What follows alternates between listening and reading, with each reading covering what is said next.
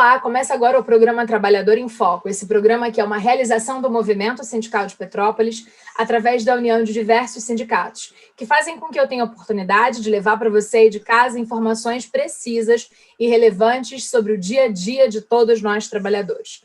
No programa de hoje, eu tenho o prazer de conversar com o médico infectologista, Dr. Marco Lizerri, e a gente vai falar sobre o aumento de casos de Covid em Petrópolis e a vacinação. Olá, doutor Marco, boa noite, seja muito bem-vindo ao programa Trabalhador em Foco. Boa noite, cara. É um prazer estar aqui para a gente discutir esse problema aí, que hoje é o grande problema mundial, né? É verdade. Hoje é dia 20 de janeiro, quarta-feira, são 8h42 e a gente está fazendo essa gravação. O programa vai ser editado e veiculado depois, mas antes de qualquer coisa, eu queria que a gente falasse que o senhor foi vacinado hoje. Não é isso? Fui vacinado hoje. Vamos começar falando um pouquinho de coisa boa? E aí a gente volta e fala de todas as questões extremamente problemáticas com relação ao Covid. Fala para mim, como é que foi a sensação de um médico infectologista que está na linha de frente do trabalho, como a gente sempre fala, né? Dos profissionais da saúde. Como é que foi esse momento de vacinação? Já tinha vivido uma vacinação tão emocionante? Não, realmente não. Para mim, a emoção começou no dia anterior, né, quando o prefeito e o secretário de saúde, a doutora Luiz Barbosa, me convidou para participar lá da chegada da vacina, né, que veio de helicóptero lá para o Petropolitano. E ali a emoção já foi imensa, né? O olho cheio de lágrimas, né?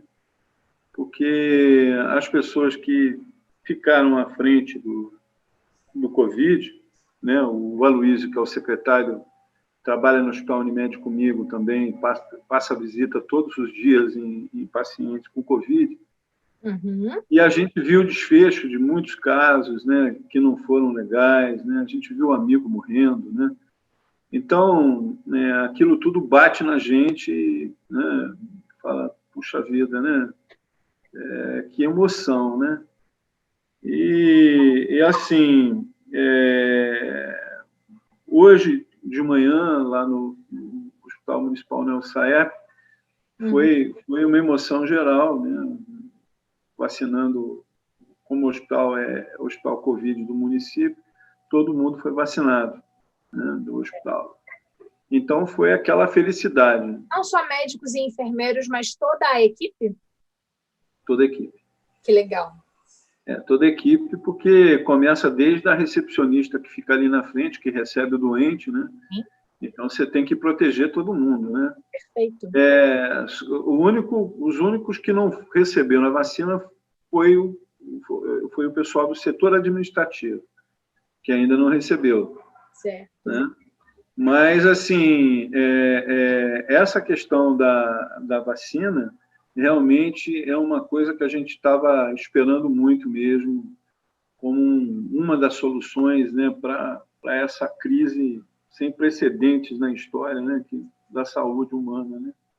Fato. Foi um horror. Foi emocionante, que bom. Fico feliz, porque acho que a gente tem que valorizar o setor da saúde que está trabalhando de forma primordial na tentativa diária de salvar vidas. Contudo, vamos falar um pouco dos nossos números de Petrópolis. A gente tem em Petrópolis, de acordo com o IBGE 2020, 3.606.678 habitantes. E a gente fez um total de 104.142 testes, que é o que a Prefeitura Municipal de Petrópolis disse ontem. Ou seja, a gente está falando de SUS.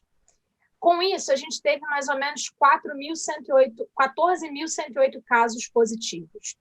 O senhor, enquanto médico infectologista, acha que esse número é razoável ou esse número é muito alto para a nossa cidade? Estamos nos cuidando bem ou estamos nos cuidando mal? Eu acho o seguinte, essa testagem que foi feita é uma testagem por amostragem. Porque a sorologia, esse teste que é feito pela prefeitura, ele não é fidedigno para diagnóstico do Covid-19. Né? A sorologia, ela pode levar a muitas distorções com relação a diagnóstico. Quer dizer, pode ter muito mais gente positiva do que a gente imagina, né? Desse povo todo que foi testado aí. Então, eu acredito que isso aí é subnotificado. Né? Com certeza, nós tivemos muito mais casos do que isso de Covid. Eu vi uma pesquisa que dizia... O teste... Pode terminar, desculpa. Não, é porque eu vi uma pesquisa. Primeira coisa, sorologia é quando é sangue, do dedinho, não é isso? Isso. Certo. Eu vi uma pesquisa dizendo que a subnotificação no Brasil deve estar, em média, na casa dos 500%. Ou seja, 5 vezes mais. Esses são os dados que o senhor tem? Isso, exatamente. Porque o teste que realmente dá o diagnóstico Covid não é a sorologia. É o PCR-RT, que é aquele do nariz, né? Aquele do suave nasal. Aquele ali é que é realmente o teste ouro, fidedigno para o diagnóstico. A sorologia, ela é utilizada em saúde pública para testagem por amostragem, para a gente ter uma ideia de como é que está o Covid circulando na população. Certo. Mas o problema que tem da sorologia é o falso negativo. O que é positivo, mas o falso negativo é o que mais tem. Então, na verdade, a gente tem exatamente isso que você falou. Você pode multiplicar isso aí, pelo menos, né, por 5. E aí, eu volto para a minha pergunta. A maioria é sintomática. Usando os dados da Prefeitura Municipal de Petrópolis do dia de ontem, 19, nós teríamos aí 14.108 pessoas, cidadãos doentes. Multiplicando por 5, a gente chega ao número de 70.540 pessoas, em média, já infectadas em algum momento. Esse número nos demonstra que estamos nos cuidando muito mal? Com certeza. Com certeza. O que eu vi em Petrópolis, principalmente no mês de dezembro, foi assim uma coisa absurda. As pessoas sem máscara, as aglomerações, né? Porque o que acontece é o seguinte: o governo do Bernardo Rossi, ele começou bem, terminou mal. No que diz respeito à pandemia. Exatamente, porque simplesmente não houve nenhuma atitude que inibisse as aglomerações. Tá? Não teve fiscalização na rua, não teve uma campanha forte com relação a essa questão na mídia, né? Assim, estou falando assim de mídia paga do governo, aquela para você botar várias pessoas falando disso aí, que é até uma ideia que o Aloysio tem agora e o Igor, de fazer essa mídia da prefeitura começar a funcionar. Então, assim, o que a gente viu, né? Você vê, por exemplo, ali aquele local que tem aqueles bares ali, a 13 de maio ali. 13 de maio. A 13 de maio virou uma coisa. Foi uma coisa impressionante o que tinha de jovem ali. O que ainda tem todos os dias. Colado um no outro, sem máscara e tal. E o grande problema que tem do Covid-19 é que a grande maioria, principalmente os jovens, eles têm contato com o vírus e eles se tornam portadores assintomáticos, porque eles não têm absolutamente quase sintoma nenhum. Mas o que acontece? Ele vai para casa, contamina o pai, contamina o avô, a avó, né? Os tios, né? E você vê, por exemplo, eu estava esperando, eu fiz várias colocações na imprensa com relação a isso, que eu estava esperando que agora, na segunda quinzena de janeiro, fosse explodir, porque no final de dezembro e janeiro já explodiu. Eu falei, nossa, vai piorar muito. Olha, de uma maneira inexplicável, tá? Não explodiu, tá? Como eu estava imaginando. Tá? Mas teve algum aumento substancial? Não, na segunda quinzena, por enquanto, né? O que a gente sentiu a explosão mesmo foi no final de dezembro e início de janeiro, que foi um absurdo. CTIs lotados, todas as casas cheias, né? O Santa Teresa lotado, o Leonardo estava desesperado lá com questão de vaga. Né? O Luiz Arnaldo, que é diretor lá do SMH, desesperado, a gente lá no Nelson, né? o Ana Paula Gamon lá no Hospital Unimed, todo mundo muito extremamente... E desesperado porque negar nada, né? A gente estava esperando o pior, sabe? Mas, assim, infelizmente não teve aquela explosão, né, da segunda quinzena, pelo menos por enquanto. Né? As coisas estão mais ou menos controladas. Mas é o que eu insisto com o secretário e com o prefeito, é que nós temos que ter uma política pública, né, mais, vamos dizer assim, cuidadosa com relação a essas questões das aglomerações. Nesse momento, a gente está no dia 20 de janeiro, ou seja, a gente está em estado de pandemia desde, pelo menos em Petrópolis, a coisa explodiu, que a gente ia parar, foi numa sexta-feira, 13 de março. Isso, me lembro que foi a coisa da imprensa, né? E aí a grande questão é a seguinte: é o momento de fechar o comércio? É o momento de diminuir atividades? Ou a questão é a aglomeração? E uma outra pergunta. Eu acho assim, você tem maneira de você calcular o índice epidemiológico de quando você tem que começar a fechar as coisas. Certo. Felizmente, né, Petrópolis teve um pico muito alto, que foi no final do ano, no início do ano, mas ela não manteve aquele pico alto o tempo todo até agora. Certo. Então, assim, o que me preocupa mais, eu acho assim, hoje é a educação. O retorno das aulas. Exatamente. O senhor, médico, infectologista, se assume categoricamente contra o retorno das aulas presenciais? Se explodir do jeito que eu achei que eu estava achando que fosse acontecer, vamos dizer, eu acho que é inevitável. Vai ter que ser online, vai ter que ser online. Mas como não aconteceu aquilo que eu estava esperando, e o índice não está tão elevado epidemiológico agora, eu acho que a gente tem que discutir isso. Eu estava conversando com a Gilda Beatriz, com a vereadora Gilda Beatriz, e com o vereador foi o mais votado, né? Yuri Moura, isso, do PSOL. O Yuri. Exatamente sobre essa questão, né? A Gilda e o Yuri estavam me falando o que deveria ser feito, qual era a minha opinião. Eu falei, olha, isso daí a gente tem que analisar como é que vai ser essa curva, né, de janeiro e fevereiro. Se realmente for alta, aí eu acredito que melhor manter as aulas online.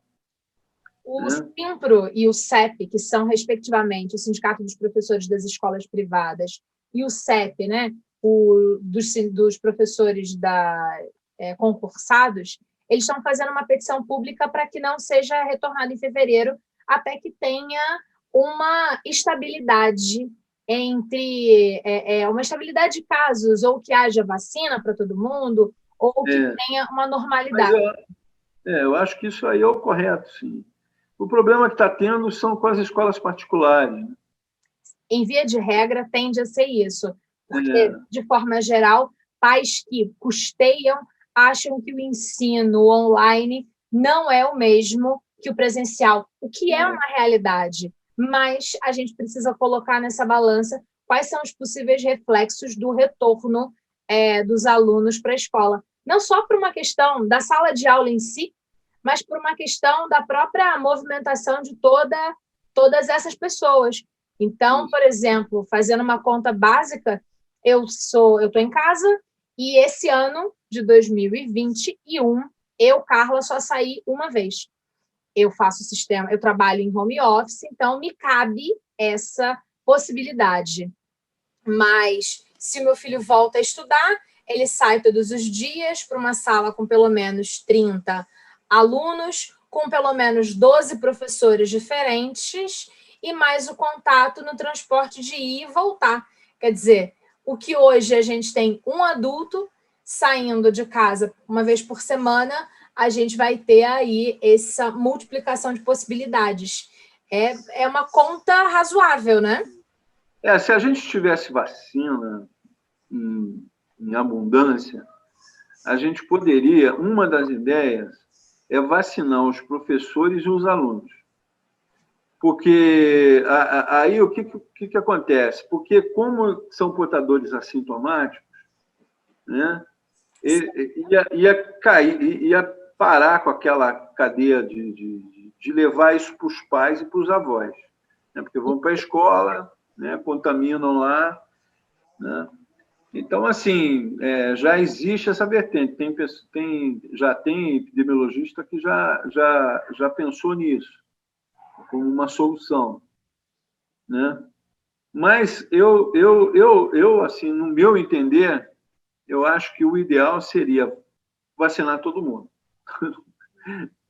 E aí, Seria, no vacinar todo mundo, explica para o nosso telespectador. Petrópolis recebeu 9 mil e poucas vacinas. Como são em 2 doses, estamos falando de 4 mil e poucas pessoas, incluindo o senhor. Que bom que você está vacinado. Agora, como é que está a questão da vacina? Na sua avaliação, enquanto médico infectologista que está ali, qual é a sua percepção? Teremos vacina? então, Pode passar a a gente cabeça, doutor.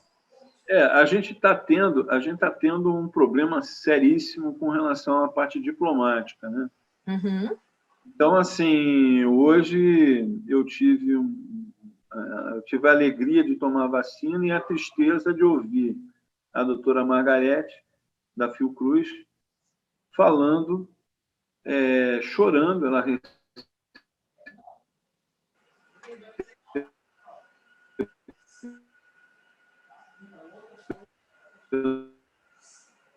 Deu uma travadinha. prêmio, chorando e falando que tinha. Oi, agora voltou. Agora voltou. Então, por problemas diplomáticos do governo Bolsonaro, a gente não receberia os insumos para a fabricação de vacinas do Butantan e da AstraZeneca pela Fiocruz. Então, isso aí frustrou toda a comunidade, né, científica, né, infectologistas, clínicos, intensivistas, né, porque a única solução para a gente ter um controle efetivo da doença é exatamente a vacinação em massa, porque mesmo que tenha aqueles resultados que foram mostrados pela Fiocruz, né, pela Anvisa, e que a Fiocruz mandou os trabalhos e o Butantan também, o que acontece? A gente teria, se você fosse vacinar 300 milhões de pessoas, vamos dizer, você teria 150 milhões de pessoas que não teriam a doença. As outras 150 milhões de pessoas, elas teriam sintomas leves. elas não iriam evoluir para sintomas graves da doença, que é o problema epidemiológico que a gente tem hoje. Porque o problema hoje é que não tem vaga para todo mundo. Se todo mundo ficar doente, não tem vaga. Né? Não tem vaga. Né? Não tem. Né? Se fosse... Se a gente for parar para pensar numa questão menos emocional e menos de saúde, também é a questão do custo. O quanto custa uma vacina e o quanto custa um tratamento para uma pessoa sintomática. Sim. No que diz respeito ao SUS. Vamos falar pelo SUS. Se vacinar todo mundo e todo mundo ficar doente, financeiramente, vamos vacinar, porque também não só é uma questão de saúde, não só é uma questão de estamos percebendo quase que uma política genocida, mas vamos falar de dinheiro. Já que gostam de falar de dinheiro, podemos falar de dinheiro também. É mais barato vacinar. Sim, com certeza. Não, o Brasil... Olha, o que choca a gente é que a Fiocruz e o Butantan, eles fizeram um trabalho excepcional com relação ao preparo para a produção de vacinas. Né? A gente estaria aí, já no mês de março, produzindo 750 mil vacinas por dia. Nossa, que delícia. Né? Então, assim, era só a gente ter os insumos necessários. Né? O problema é que esses insumos vêm da China, né? E aquele camarada que é o chefe da diplomacia brasileira, né? Que é um insensato, né? O cara de diplomata não tem nada, né?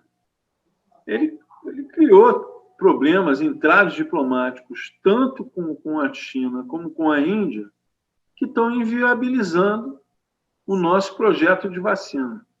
E a outra questão também foi que o governo, esse governo que está aí, ele tirou as verbas de pesquisa no Brasil absurdamente nesses últimos 2 anos aí dele.